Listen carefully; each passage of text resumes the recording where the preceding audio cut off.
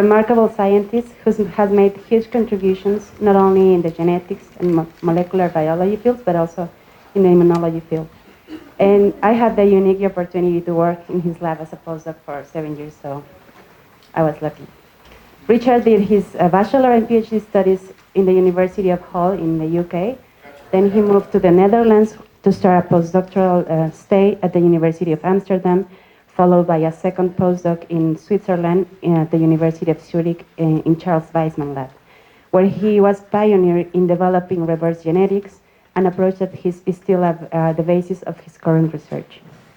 By 1974, he's got a position as an assistant professor at the University of Amsterdam, and by 1979, he moved back to England as a PI in Mill Hill. During those initial years, as a PI, he co-discovered introns in cellular genes and showed that DNA methylation was a mechanism to prevent gene expression. In 1982, he was offered a chief scientific officer position at Biogen, a US company settled in Massachusetts, where he followed his career as an immunologist. Since '88, he's been an investigator of the Howard Hughes Medical Institute and is a Sterling Professor and Chairman of the Immunobiology Department at Yale University. His work has been instrumental in discovering the molecular basis of innate and adaptive immune responses, including control of T-cell differentiation, characterization of innate immune receptors and its interaction with the microbiome in homeostasis and chronic diseases, tolerance induction, and immunoregulation related to autoimmune disease and cancer, among others. He has also significantly contributed to the development and improvement of a humanized mouse model to study human disease, and has a substantial career as a biotech advisor. He's member of the EMBO, Fellow of the Royal Society, member of the National Academy of Sciences, among many other professional memberships. He has also countless honors and awards, has published more than 1,000 papers, and has more than 200,000 citations. I'll stop here by sharing with you some other more personal things about him. In his spare time, he sings and plays guitar on his rock band called The Cellmates. And he loves gardening and has published a single author paper describing some experiments to generate rhododendron hybrids. And last but not least, he loves spicy food, so I hope he enjoys the stay in Mexico. Thank you, Richard, for being here today and for sharing with us this interesting study about regulation of the immune system by long non-coding RNAs.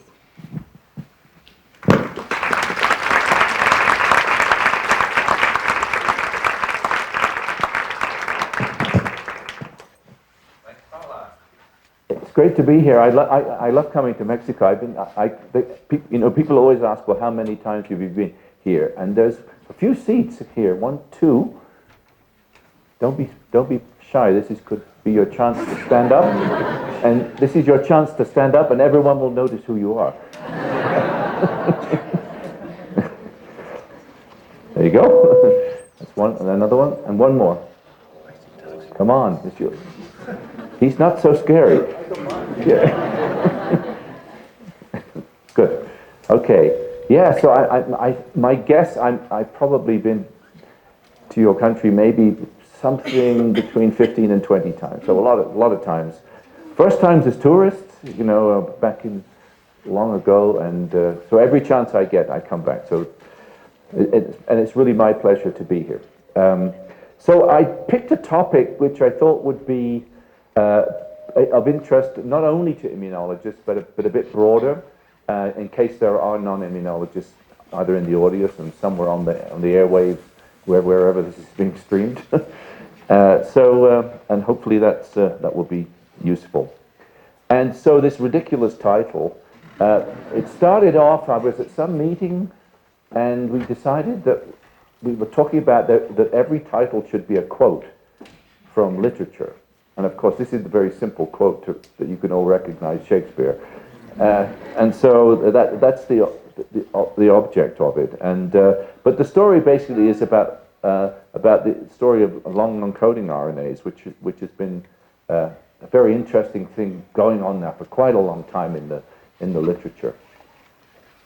And of course, it all goes back to the annotation of the human genome or mammalian genomes more generally, and a few smart people who decided that despite the fact it was going to be expensive, that we should find out the sequence of of our genomes in order to learn more.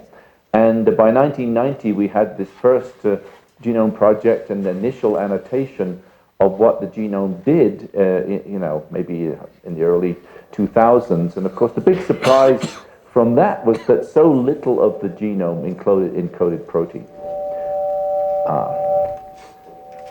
You can probably control that from up. Oh, is it this way? Yeah, I don't know where the speakers are. Is that right?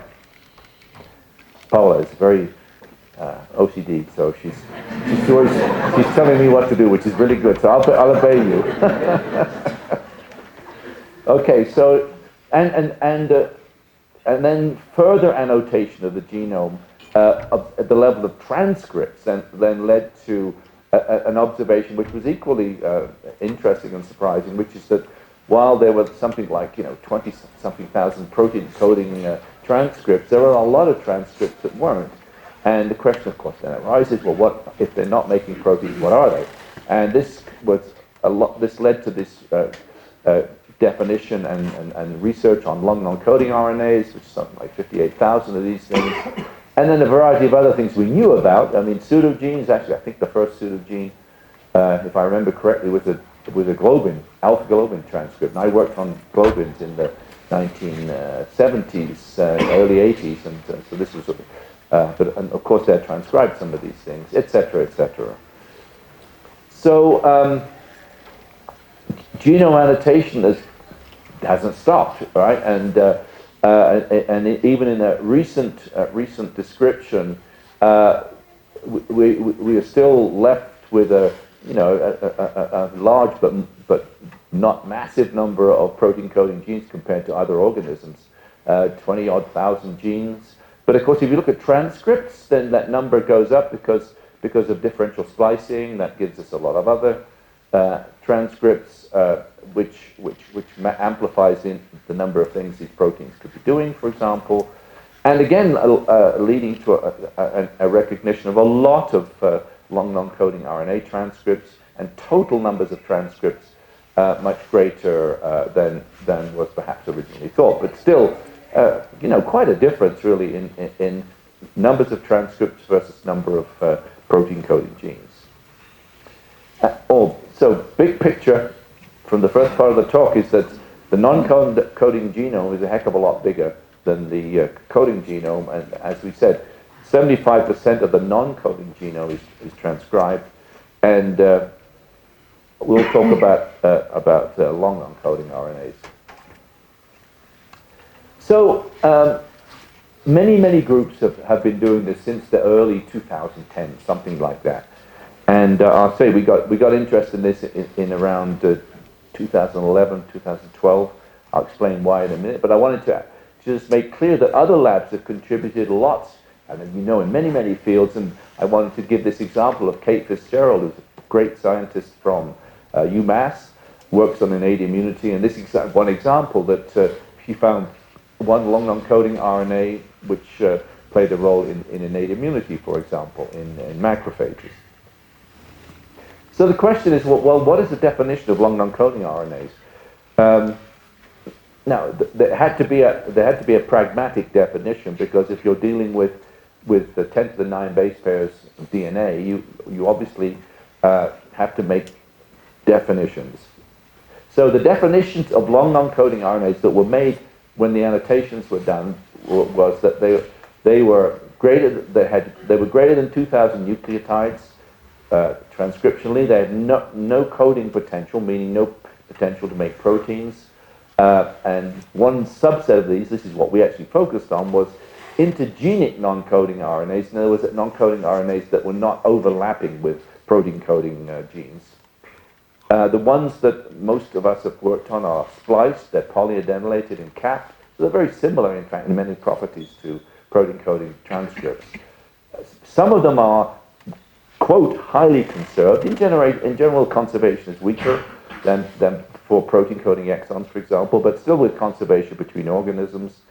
Many display tissue and developmentally restricted expression, and there's been a lot of regulatory roles proposed.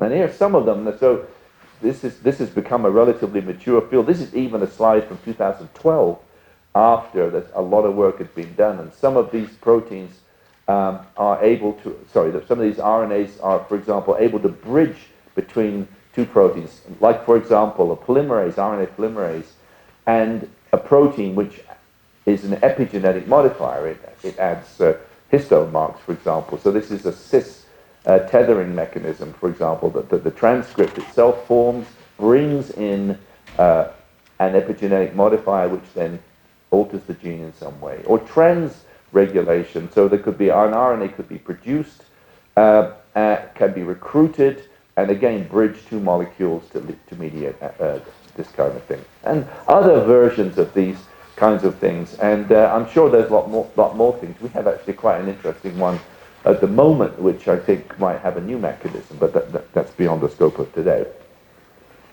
So these two guys started this whole thing off in our lab, and you can see this is the British one. He's more reserved. This is Adam Williams. So Adam, like I, is British.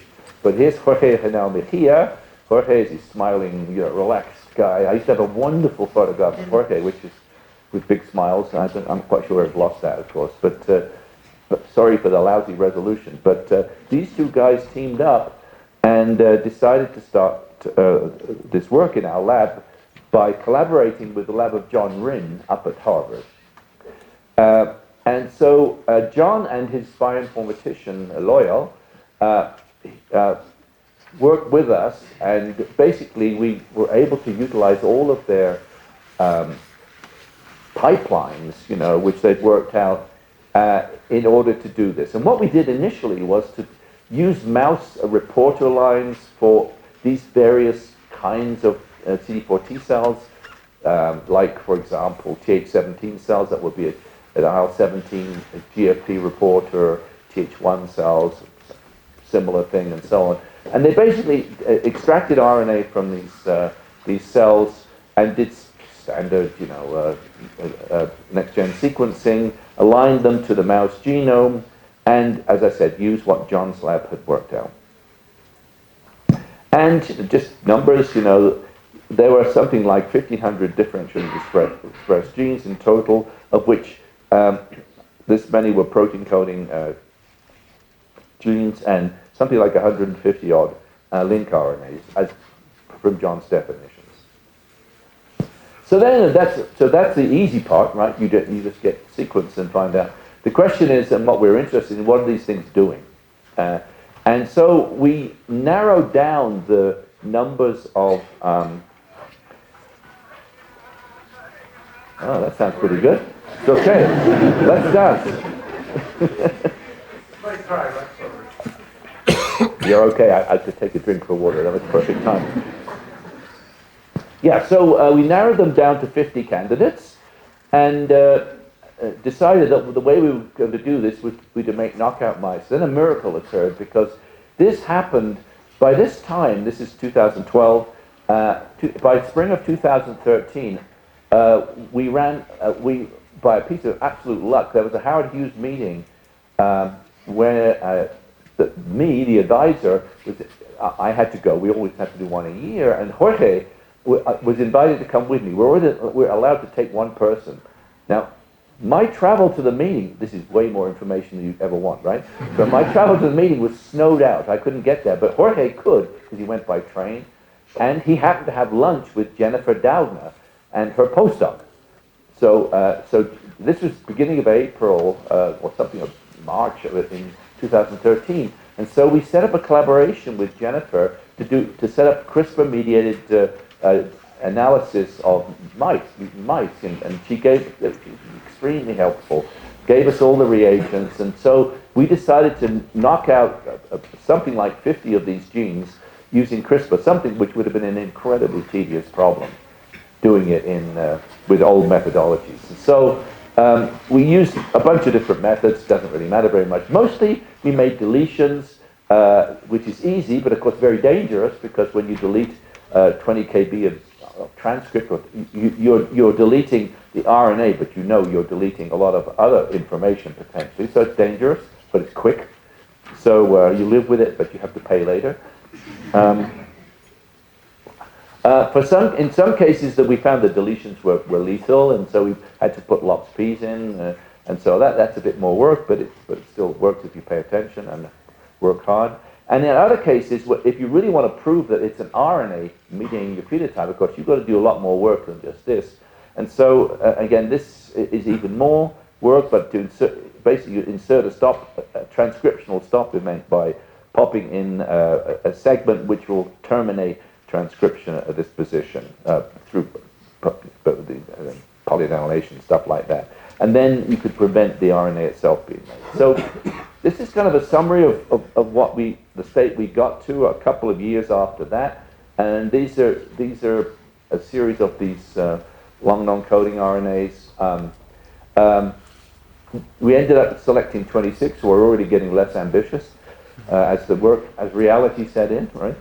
And we then did some characterization of these particular ones, looked for orthologs, etc., etc. This is the only one we made by the old methods, together with John, and that we published together with him, back in Cell, in I forget exactly when, a few years before, and so on. So I'm going to talk about this. I'm going to give you an example now, before getting into the more broad thing. So this is the one I'm going to mention here. This was originally, we were studying this in T cells, but what we discovered quickly was that this was expressed at higher levels in innate immune cells. And again, when you get these things looking in more detail, you can actually find out the places that are expressed highly. And of course, you all know, I'm sure, that when you're working with a long non-coding RNA, the one important thing is to find a place where it's expressed at high levels, because that's where you're going to have more likely a phenotype, and hopefully differential expression as well. So the screening approaches that we used more generally were expression analysis, knockout phenotype, and then do in vitro assays, and disease association in humans, which has been a very useful thing as well. I'll go into that very briefly. That got us all into in vivo models and finally mechanistic analysis. And so this is the one example. So this is the Linc 30 I mentioned. So by this time, you know when something's getting interesting because it stops being called Linc 30 and has some fancy name. So by the time this paper came out, Jorge had his own lab at University of Pennsylvania. Jorge is just a fantastic scientist, and we finished the story off with his MD PhD student Jonathan Kotzen, who's just a great guy, and it remained a collaboration between Adam and Jorge and me, and John still, of course, helped. But the interesting thing was, if you look here at expression, even though we got it out of T cells, this is actually expressed at very high levels in eosinophils, neutrophils, and monocytes, inflammatory monocytes, in fact. And you can see here that when we had the knockout mouse, this is the deletion mutant, there was a big phenotype. The initial screen we did with the monocytes, where you saw a tenfold drop in the number of monocytes. That's when they were in the lab. And then looking at more specific cases, we could see that eosinophils are gone in this mutant, and neutrophils are very much reduced. So this was a very interesting phenotype, and the question was, what's the mechanism of this? And the concept that we came up with really is that this must have to do with regulation of immune homeostasis, keeping things under control. And you have this problem in the immune system, which is you can fight pathogens with these cells, but there's always collateral damage, right? When the immune cells make toxic materials, that excessive inflammation that happens damages our tissues and makes us sick. And so we thought this might be some examples where we could study intrinsic mechanisms that control these two things. Now we looked at all kinds of, in this system, I'm going to summarize this because there's not a lot more to talk about. The effect of this Linc knockout was not developmental, it wasn't homeostatic proliferation of these cells, and it wasn't trafficking. It was actually involved in the death of the cells.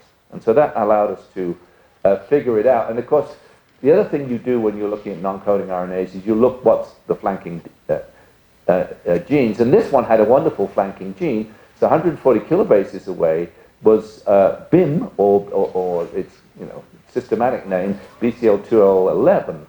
And so this, of course, suggested that maybe this could be the target gene of the action of this regulator.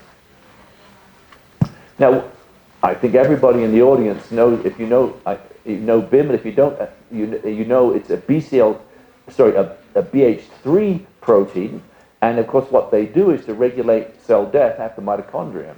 And usually BH3 proteins are transcriptionally induced, and what they do is to inhibit BCL2, which normally maintains the pore, the back pore at the mitochondrial closed, and therefore you have a healthy mitochondrion. If that BH3 protein is induced transcriptionally or whatever, it then inactivates BCL2, this pore opens, and then these molecules, cytochrome C and the SMAC, come out. They activate caspase 9 and drive a whole effector pathway of caspases that we were studying actually in the 80s and 90s, and that leads to cell death. So the fact that this Linc RNA is close, and you see already on this slide it seems to have changed the number of kb. I'm not quite sure what that is for, but that's obviously bullshit one way or the other, but don't worry about it. Anyway, so when we look at this, as I showed you, that the expression of BIM, right, so that I showed you that the number of cells changed in the knockout compared to wild type, but this shows also that the expression of BIM in the wild type is very low in neutrophils, but BIM is induced at high levels in the knockout, and the same is true in all the other cells. This is RNA expression. This is BIM protein. So this is just a control cell. This is cells. This is a negative control. This is eosinophils from the wireless, from the knockout, as you see here. Eosinophils, neutrophils, monocytes all have high levels of BIM, and this is giving you, quantitating this for you now. So you see wild type, knockout, wild type, knockout. This is wild type, knockout. This is not a control, that's a wild type. So this is the total number of mice. So you can see there's a big induction of the protein BIM as well. And as I said, this is a mechanism that should drive cell death. And so this is that mechanism I just mentioned. The way that this works is normally, we knew from earlier work that neutrophils, eosinophils, are controlled by what we call pro-survival cytokines. These are cytokines like IL-5 or things like that. Sorry.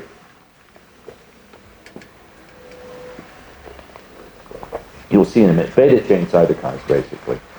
And what was known, I think, in the field was they involve the repression of BIM somehow, and these pro-apoptotic BHC-only proteins therefore don't do this, and the cells are kept alive. This was considered at the time to be the way that these molecules work. The question was, is this long non-coding RNA playing a role in this mechanism? And so the hypothesis that then comes through is that if there's intracellular damage of some kind or deprivation of the cytokines, this BIM is being induced, and then these cells are dying. So it's a regulation. Now these are the cytokines which have been described to control these different myeloid cells: IL-3, IL-5, and GM-CSF. As I said, they're all beta chain cytokines. They affect different cell types, obviously, and you've seen that 3 cell types are controlled in this way. And again, I'm not showing all experiments, but one of the things that we were able to show is that the beta chain cytokines, in fact, regulate this axis directly. And you can see here that if you look at the levels of BIM RNA versus the levels of the long non-coding RNA, you purify these cells. This is bone marrow eosinophils. And then you just put them in culture and you add these cytokines, okay? And so I think the next thing shows which cytokines we add. So this is the control. You put the cells in culture, and then if what you see is that the non-coding RNA goes away, and the BIM RNA comes up, and these things occur in essentially coordinated fashion. But if you add IL-3 or IL-5 or GM-CSF, then the non-coding RNA is maintained here, and the BIM RNA goes away. All right? And this was true for all these other cells. Won't waste time on that. So this led us to a model, actually, which I won't go into all the molecular details, but we were able to work out, in which you have these pro-survival cytokines, which are driving, when they're up, the transcripts for this long non-coding RNA are being produced. And what we showed is that the polycomb complex, PRC2, which is a repressive complex, is recruited from the locus, apparently by looping. We showed that by 3C type methodologies. So the locus, the morbid locus, links to the BIM locus, brings with it polycomb. Polycomb it methylates histone K27 here. That then switches off or maintains this gene in a poised off state, and then apoptosis is low, and the lifespan of the cells goes up. Whereas if you don't have these pro-survival cytokines, then you get the reverse. The RNA is not present, so you don't recruit polycomb, and BIM is on, and the lifespan of the cells. In other words, you can see this is a way in which homeostasis for these different cell types works, and you can control the immune response. We actually were able to show this is interesting in humans as well. There are people who have eosinophilia, and these people actually have differences in the expression of this long non-coding RNA, which is quite interesting.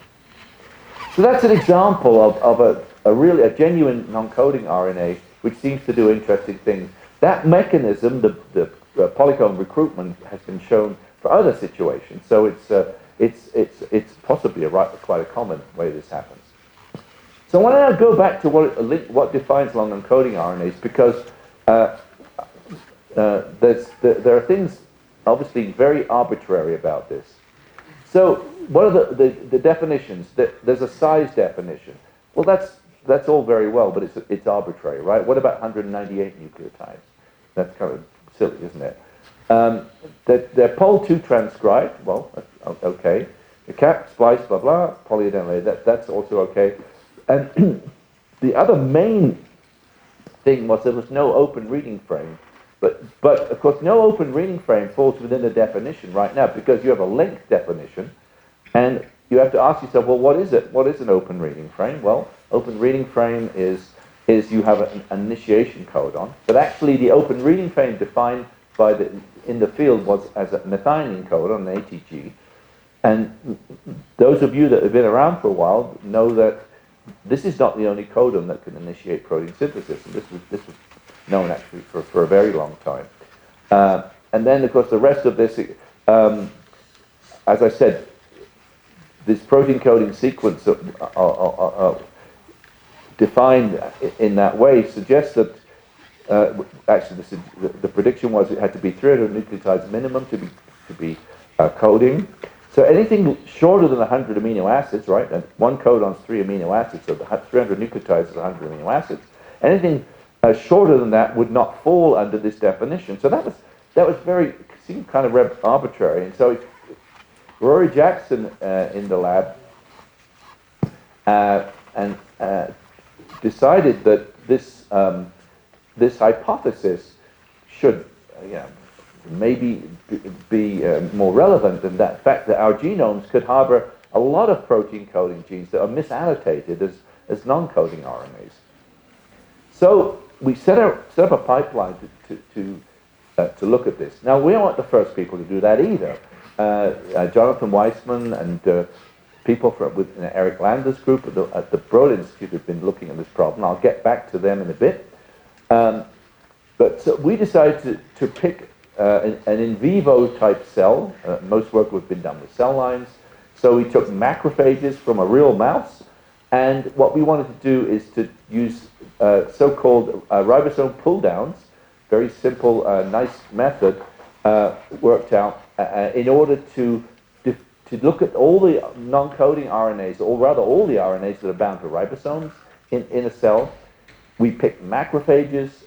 We made bone marrow macrophages from mice, and then did the genome-wide ribosome-associated RNA identification. So this is the trick.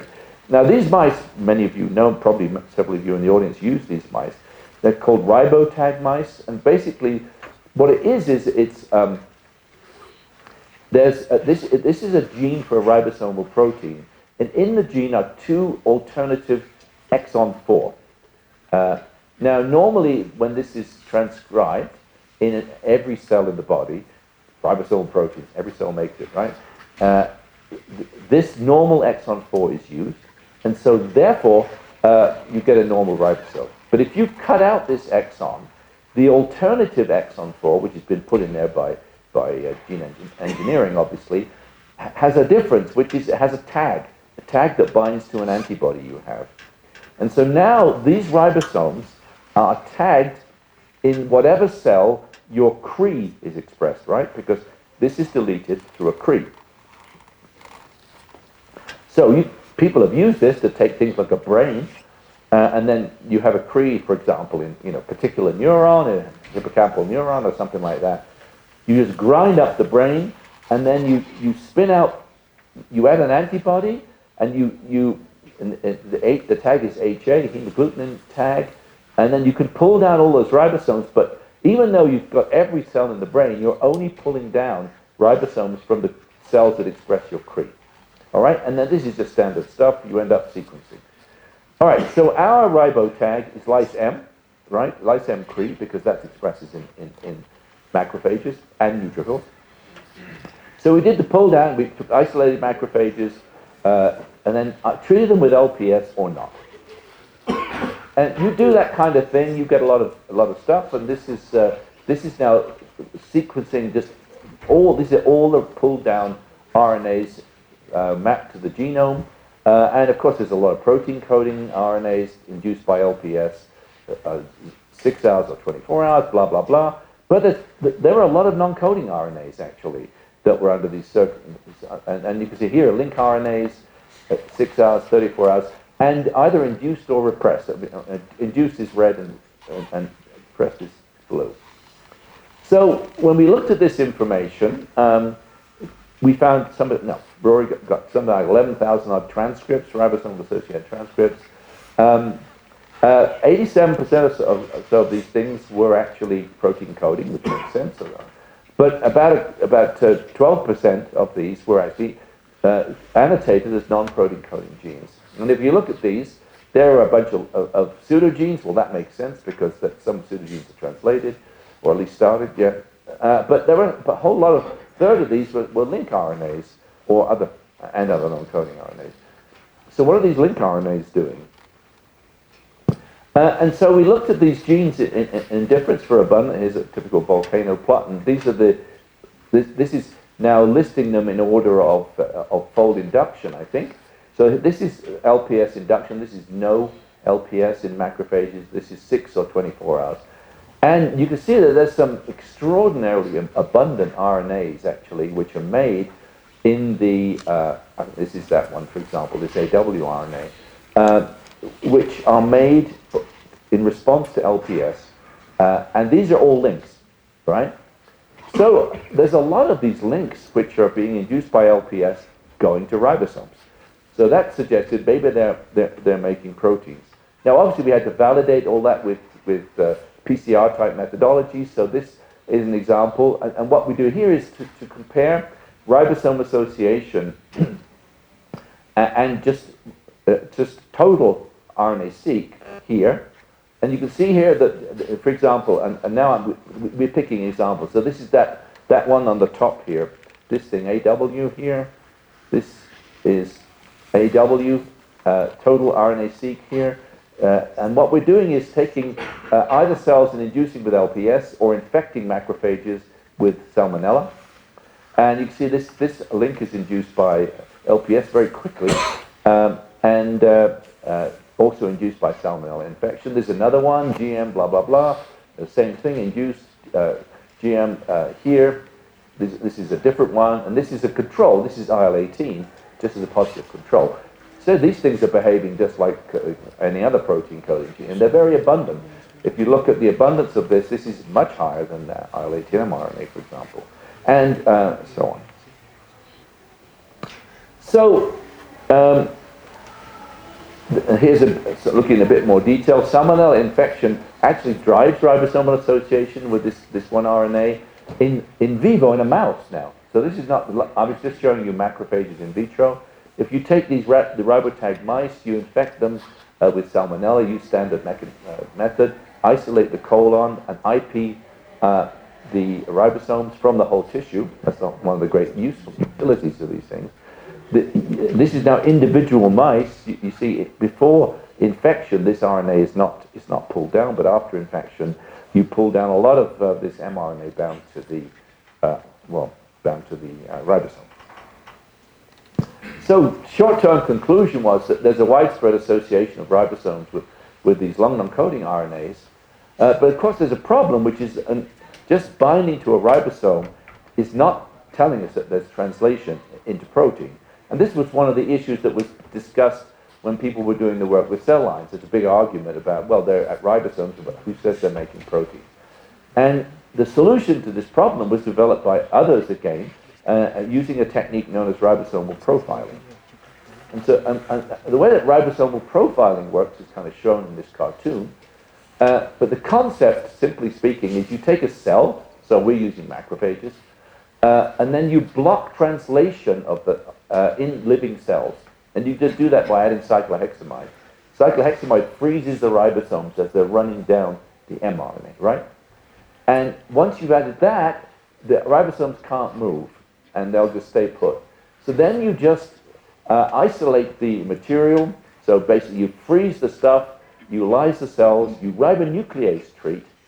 And this is something which, even when I was a postdoc, people use these methodologies. This is working with E. coli, but this is not coli, of course. You could, if you RNase treat RNAs which have ribosomes on them, the RNase degrades the RNA, but it can't degrade the RNA where the ribosome is, because the ribosome protects it. And it protects it very, very precisely, depending on the nuclease you use. And so that's what you do. You isolate the ribosome-protected RNA, and then you sequence it. So to sequence it, you have to add adapters for the standard next-gen sequencing, make libraries, and blah, blah, blah. Okay, so that's the methodology that's used. Again, it's not our methodology. It was worked out by others. I'll show you now an example of this. So this is so tandem RNA-seq. This is standard RNA sequencing on the bottom here. RNA-seq, blah, blah, blah. It's in red, sorry. So RNA sequencing, you're seeing red, and riboprofiling sequencing, that's the RNA that we sequence after the ribosomes protected it, that's in blue, okay? And so I'll show you this for 3 examples here. This is IL-12 beta, which is a famous cytokine made by macrophages, for example. So here you see, this is now looking across the gene. These are the exons of IL-12. I'm not blocking this, I'm sorry. So in blue, you see that all of the exons are protected. It's not expressed, IL-12 is not expressed in an uninduced macrophage, but if you add LPS, it's induced. And you see that the red and the blue actually overlaps in the gene. But if you look at the 3' UTR, you see that the 3' UTR of IL-12 is actually not protected by the ribosome, because the stop codon is in the last exon here, and therefore, because the ribosomes don't get that far. So that's a classical thing. Now this is an example of a true Linc RNA. It's actually not induced by LPS. It's found in the uninduced cells. And if you look on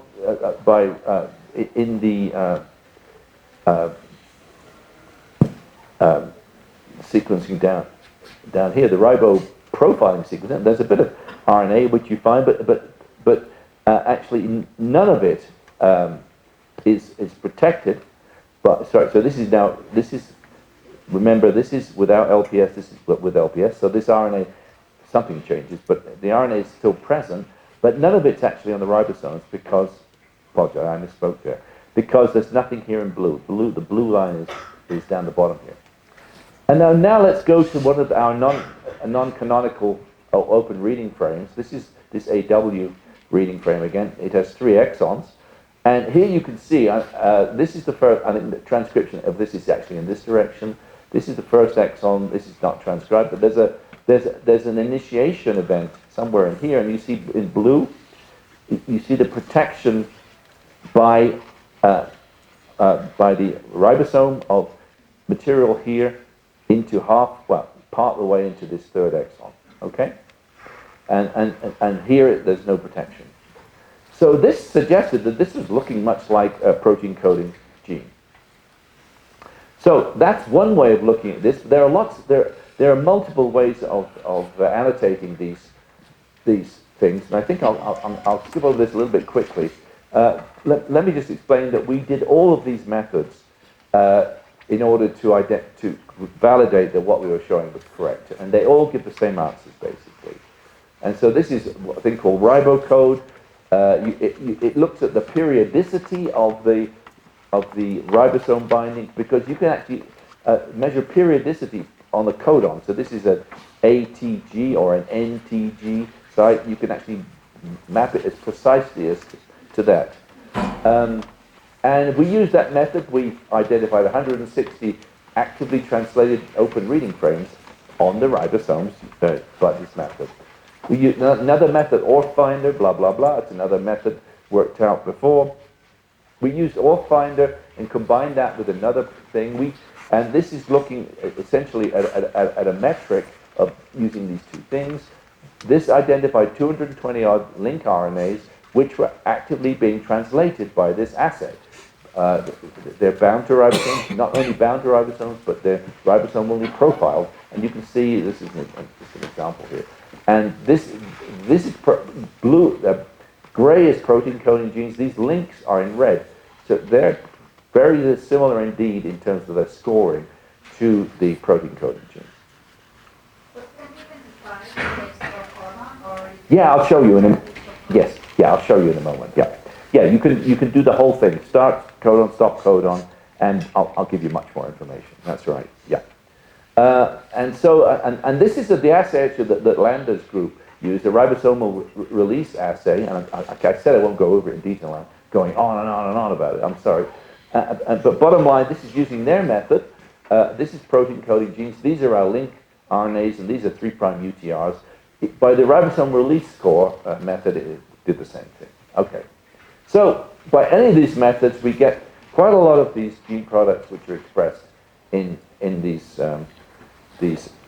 macrophages. So why are we finding these things? So what is it? So we looked at each of these translation units. So why is this? Well, first of all, there's a lot of them that are not using ATGs. So this is ATGs, but 20% are using CTGs, 16% TTGs, and so on. So that is part of the explanation. They were just ignored by the definition. And so 96 of these are non-canonical ORFs, as you can see here. Now, the other reason is some of them are short. So this is the length.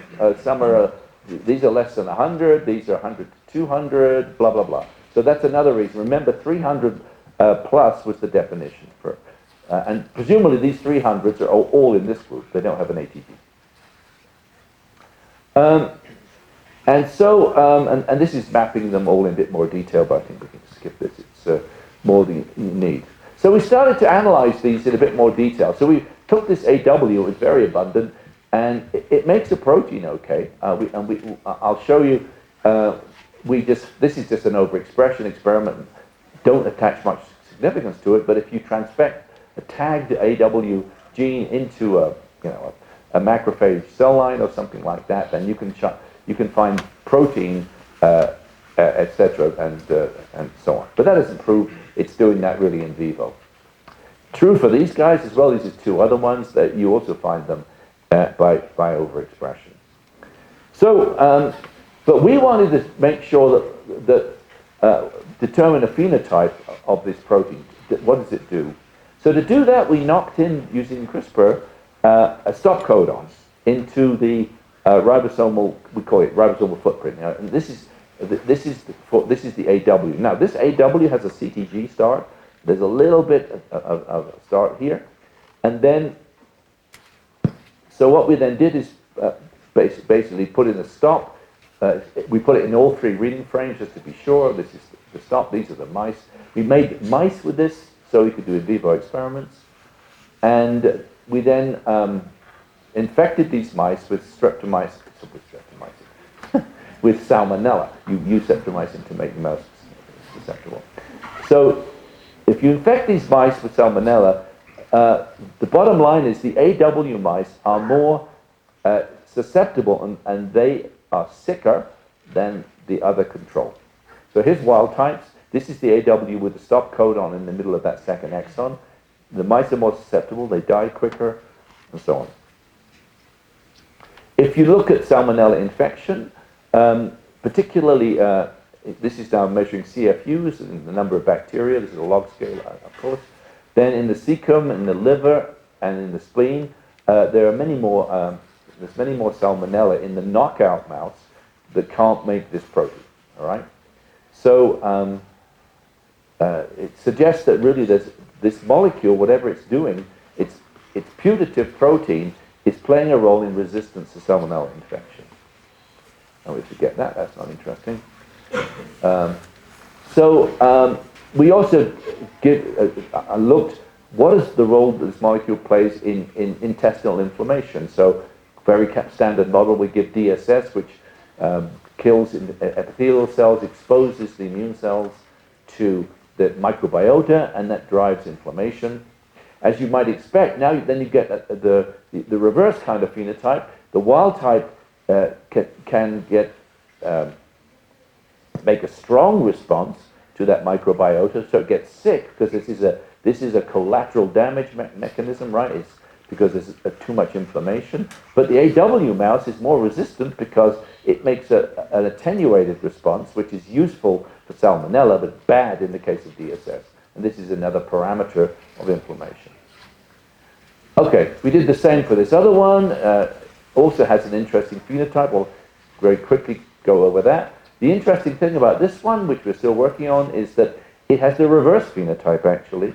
So if, for example, you infect mice with salmonella and you get rid of this putative protein, the mice are more healthy, and that we believe that this is because this is an anti-inflammatory molecule, and if you take it away, you get actually more inflammation and you become more resistant to salmonella. And you see that also with the numbers of bacteria. And the reverse again, of course, then you'd expect that in DSS colitis you'd be worse off because this is a molecule which is inhibiting inflammation, and that's true. These GM mice are much more sick when exposed to DSS. All right, so let's go back to the molecular characterization, because so far I haven't shown you any evidence in vivo that there are proteins being made at all. It is all based on belief. So to do that, of course, we didn't have any. There's no antibodies for this thing. Nobody ever even looked at it. So what we did is to tag the locus by putting at the C-terminus of our putative protein transcript an HA tag, and again knocking it into the mouse genome, just with an oligo and having a CRISPR cut right here before the stop codon. And this is the AW. We're going back to AW now, so this is the AW locus. So it's tagged. And sure enough, if you do that, you may take macrophages from these mice, and just to do Western blots, this is wild-type mice. This is LPS induction. Of course, there's nothing here. 0 hour, there's no protein made. But if you at 6 hours, where I showed you that before that the RNA is being made, this protein is made. And this is an HA blot, showing that we can see this protein. This is the actual protein. predicted, and this is, by the way, the size of this protein. The actual protein itself is 82 amino acids, but we've added a linker to it with 21. So this is actually 103 amino acids, but the working part of the protein is 82 amino acids. That's the predictors. And this is the prediction, of course, from the sequence. So we were all along in this project, I should have mentioned, we were collaborating with Sarah Slavov's lab. And Sarah had worked on this issue of detecting small peptides in cells by mass spec. So Sarah and her student, Alexandra, used LC-MS to confirm that this protein really existed. And so these are the peptides that she was able to identify. She could roughly found half the protein sequence she could actually find. This is just the material that she used for this purpose. And so this told us that this really was what we thought it was. It really was this protein. And just to make that even more valid, we synthesized a standard protein in order to verify that this mass spec was actually real. So what is the mechanism whereby this AW thing is antibacterial and pro-inflammatory?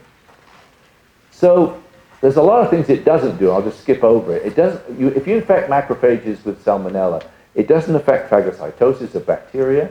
It doesn't affect intracellular clearance in macrophages in vitro. See here, no difference whatsoever. It's not required for macrophage pyroptosis. Remember, salmonella kills macrophages. They do it just as well, whether or not it has the AW. But it is required for cytokine production. So we measured IL-12 and IL-6 in this situation, and if you compare the wild type to the stop mutant, here's this is IL-12 production by macrophages in response to LPS. You get more IL-12 in the wild type than you do in the stop codon mutant. Same is true for IL-6. This is in vitro in BMDMs. This is in vivo from infected mice. So I think we did salmonella infection here. And in serum, you can see the same thing. So this is really doing something to cytokine production. However, there's another problem that we have to deal with, and the molecular biology people in the audience will know this. If you put a stop codon into an mRNA, there's a mechanism that is triggered, which is called nonsense mediated decay. Now, ribosome sticks in the middle, and on that release process, the RNA is degraded. And so actually that's a problem, because we have a stop codon in the middle of this RNA. So just imagine this RNA works as a long non-coding RNA. It's a link, and it's not really the protein that matters. That mutation actually, what it then would do is eliminate the RNA, and the RNA level drops down. And then if it's working as an RNA, you could still have the same phenotype, right? You could still lose your thing. And it's actually true that this stop codon does introduce, oh, come on, where are we going? Sorry. Does introduce nonsense-mediated decay. And you can see that here, actually. This is measuring the RNA levels. And this is LPS. This is comparing wild type to stop codon mutant. This is the RNA level. So it's much higher in the wild type than the stop codon knock-in. So that's a problem, actually, where the RNA is going down. If you measure the fold expression, it looks even worse. There's actually a lot more loss. And cyclohexamide stabilizes against this thing, and so there's a big induction of the RNA stability by cyclohexamide, so preventing this. So this is definitely an issue. And so we had to somehow figure out what the problem was and how to solve that, and to discriminate between a role for protein and potentially a role only for RNA. So to do that, we needed to make some experiment that would predict that the protein itself was the important thing and not the RNA. So the idea that we had was to use what we call synonymous mutation rescue plasmids, and I'll explain that on the next slide. So what we basically decided to do is if you look here, let's imagine this is the RNA, this is the reading frame, okay? No, I'm trying to find, no, this is not good. One of these slides aren't perfect, anyway. So what we decided to do is to take the AWRNA and to resynthesize the reading frame from the RNA. So there's an 82 amino acid reading frame, right? So we just take 82 times 3, synthesize completely new set of codons, but completely keep the amino acid sequence identical. You know, so you know the protein coding, the codons, they're very redundant. You can completely change that sequence. So we changed that sequence so that not a single codon was the same in this, I think other than the CTG, in this RNA. And therefore, what that will do is it will make a completely, the protein should be identical, but the RNA should be messed up actually quite completely, because all of the folding of the RNA, this is of course predicted folding. I mean, that, who knows what that means. But for sure the protein is identical in both cases. And this is the predicted structure for whatever it's worth here. This, by the way, is shows you the structure, the predicted structure of the protein. It's a transmembrane protein predicted here. This is actually what the transmembrane domain is. But the important point is that the rescue experiment, which we now try and do, compares two molecules, both of which could encode the same protein, but they have very different RNA. So this is the experiment. We get bone marrow macrophages out, and we transfect them with 3 plasmids: an empty vector plasmid, a plasmid which makes the wild-type AWRNA, or the plasmid which makes the mutant AWRNA, which makes the same protein but a different RNA, okay? So we transfect all 3, take the cells, stimulate with LPS to induce the gene, and then this is controlling for expression. This is the flag tag, because these are all tags. So the expression of the protein is very similar in all these cases. Empty vector wild-type mutant, and this is, okay. And then this is the result. Our assay for this is to look at IL-12 P40 RNA expression, because we know that's affected, and it's a very reasonable assumption that this is required for the phenotype. And if you look at that, then what you can see is, this is uninduced, this is induced, this is empty vector, this is the AW here, so that you have that loss. And then you can see here, this is the wild type, and this is the rescue with the wild type plasmid. This is going. I should have said this is going into mutant cells, right? Mutant cells which don't have the AW gene. They have that endogenous stop codon. So this is the wild type transcript. This is the mutant transcript. Both. This is rescuing this AW. Now wild type is rescuing here, and so on.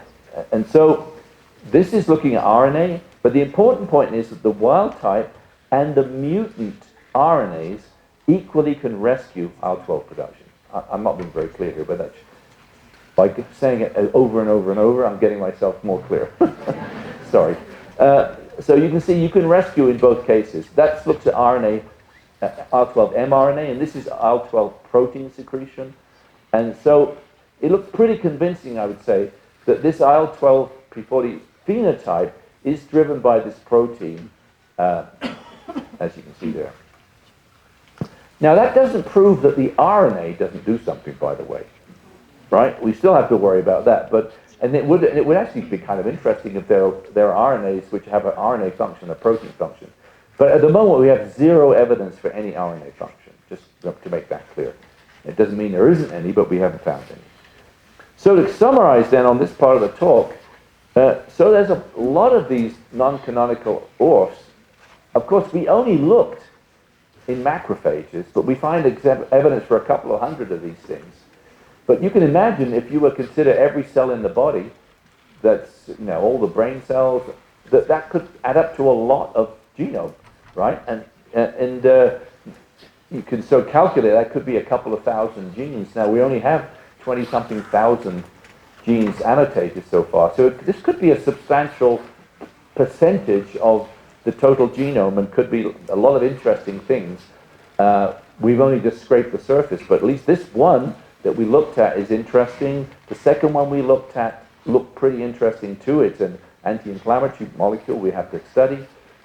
We haven't done it anywhere near as much depth, but at least the ones we see, these ORFs contribute to the cellular proteinome and they're making proteins. This one is for sure misannotated, and it really is a protein coding gene, which is required for this purpose. And it's worth taking a look at all this more in other systems, I think. So, just to finish up, and I, as usual, gone on too long, I apologize. So this was all done by a wonderful Irish postdoc in the lab, Rudy Jackson. He's just done an amazing piece of work. All of the bioinformatics was done by Lena Kroling. She did a phenomenal job. She came in as having just completed a master's project and did everything on this, and in the space of I suppose a year, something like that. And she now is actually working in Dan Littman's lab, but she wanted to go to New York. Actually, she's interested in making movies as well as doing science. So, but then she spent 2 months trying to do movies, and she figured this is a lot easier. You can get paid to do this, so she's doing this in Dan's lab. So she's doing informatics there. And then many other people were involved in the lab, but particularly I want to thank Sarah, who's a pioneer in the study of small peptides in biology, and her student Alexandra Kitun, who did that beautiful mass spec work. So thank you very much for your patience. I'll be happy to answer questions.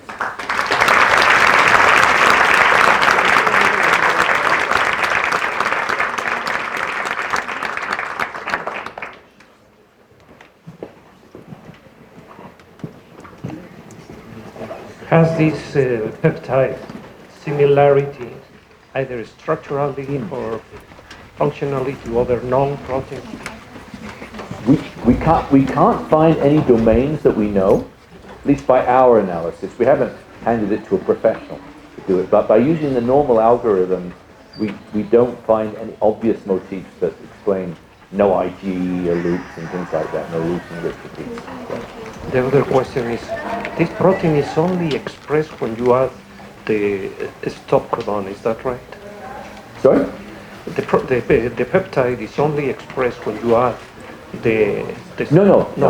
The protein's expressed normally in only if you add LPS in macrophages. Okay. So it's the RNA and protein are induced. So the RNA is transcribed, the protein is translated. It's nothing to do with adding the stop codon. The stop codon prevents its expression. Okay. Yeah. Thank you. There's one at the back. Oh, okay. You get some exercise, Paula. You have to go to the back.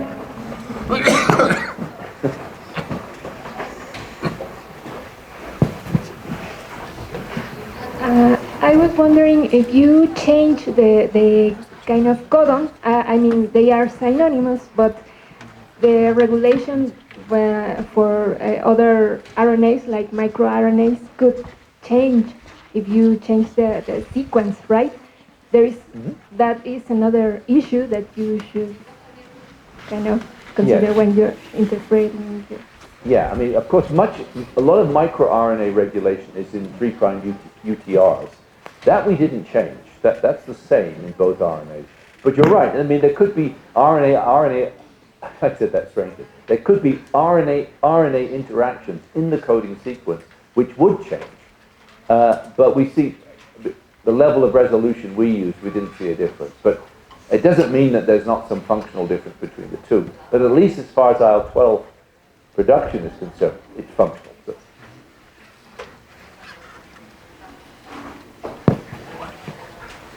Did you go back, once you have your ribosome profiling and the new coding genes, Yeah. did you go back to see if there's anything in the sequence you can recognize to distinguish what is protein and what is non-coding?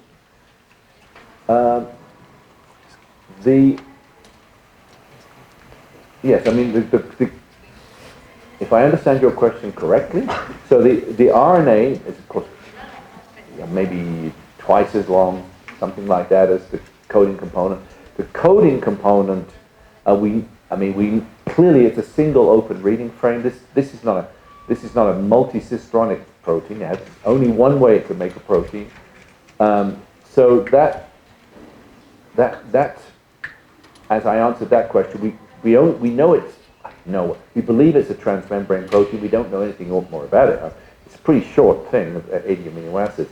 We don't know anything about the other parts of the RNA in terms of do they interact with any other things and so on. So we know pretty little actually about this RNA other than it makes a protein and the protein is that size and it's membrane bound. Sorry. I'm surprised that thanks a lot, very interesting work. Okay. But I'm a little surprised that the bioinformaticians haven't detected that, for instance, they usually analyze the genome for the coding potential, Yeah. the use of codons and so Yeah. on.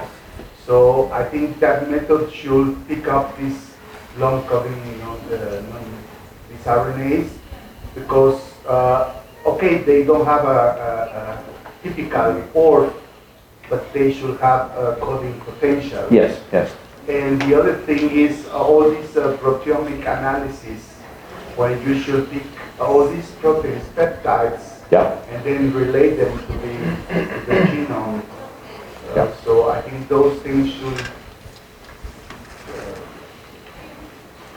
What you're saying, I agree. All of this could have been predicted. I agree with you, but I don't think. I think people hadn't done it, and that might probably to predict the protein I've described. I don't know if the coding potential is done on transcribed genome or untranscribed genome. Do you remember? It can be done in genomic. Yeah, genomically this is predictable.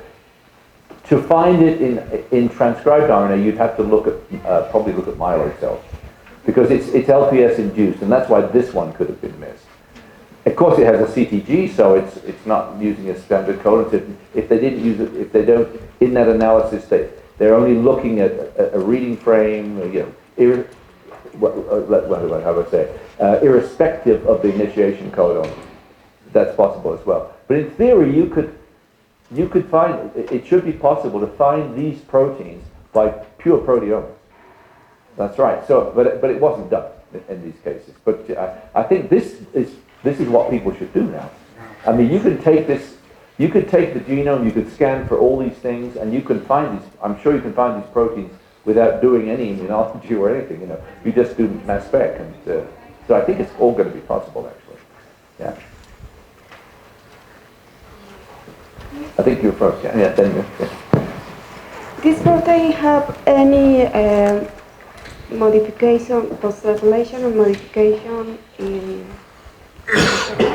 The protein? the protein have any Secondary post-translation or modification. modification? We don't know. We Like haven't like looked. acylation or? Yeah, I don't know. Possible, but we haven't looked. And in the front? Thank you for your talk. I was wondering about morbid. Yeah. And so you picked it up in a T cell assay, right? In Yes. T cells. Yeah, Can you, by expression. That's right. so do you know what does it do in T cells? We don't know. Maybe nothing. It's expressed probably maybe 100 times lower in T cells than it is in eosinophils. So there was no obvious T cell phenotype. I mean, obviously people, they didn't drive themselves crazy looking for it, but they were unable to find anything obvious. So maybe there's plenty of RNAs which are in cells at low level and maybe don't do anything. I don't know. But do you know if it has any role on cytokine death induced by cytokine withdrawal induced death? Yeah, in that case it would have to be maybe IL-7 or things like that, 7 or 12. Those cytokines, these are different cytokines obviously. I don't know whether, I can't remember now whether they looked at that, but we tried a few things and nothing very interesting happened. And then a miracle happened. It was actually, we find it was much higher in the other cells. Yeah.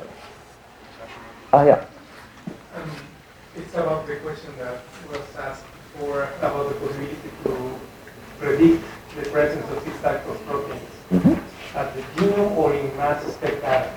Yeah. So as you know, the mass spec generates 3 peptides. My question is if you have looked into the sequence that you were able to obtain with the mass spec, the peptides. Yeah. If these stretches of peptides are found in other proteins. You mentioned already that the full sequence is not similar to any other one, but the region, the smaller ones, perhaps they are. Yeah, we didn't do that kind of analysis. That might be interesting to see if they're very small motifs. That's right, because those peptides can be found, can be looked for anywhere. Correct. Yeah. That would facilitate the experiment. Yeah, that's true. That's true. I mean, I think proteomics would be a really good thing to do with these kinds of proteins. Yeah. Not our expertise, however. But did you want to ask? Sorry.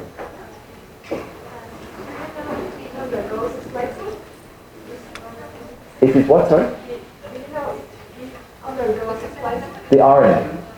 Yes, it's spliced. Yeah, it has, I think it was 3 exons. Yeah, so it's definitely spliced. And it's polyadenylated as well. So, you have no idea how it works, but considering how it's distributed intracellularly and the mechanisms that are known to regulate interleukin 12, I guess it was, do you have any candidate about the mechanism that... Yeah, that's a very good question. And if you think about it, the result I show is pretty strange. So what I've shown is the transmembrane... Which one? Yes. Which one? Yeah. Yeah, it's a transmembrane protein and it's affecting the RNA level of a cytokine. So we don't really know what's going on actually. We only looked at the distribution in the cell in overexpression. So that, of course, may not be reliable. But what we actually saw there is it was at the ER. Now, I don't know if that's real or not. We haven't yet gone back to do a proper study. We should do that, of course, with, we have the tagged mouse cells. We could do that now with macrophages. But there's probably something interesting because a transmembrane protein regulating RNA expression sounds like something which is controlling some RNA stability or something like that. I mean, it doesn't sound very likely to be transcriptional unless it's nuclear membrane. So who knows? But the bottom line is you're asking a very good question, but we don't know the answer. Yeah. Thank you.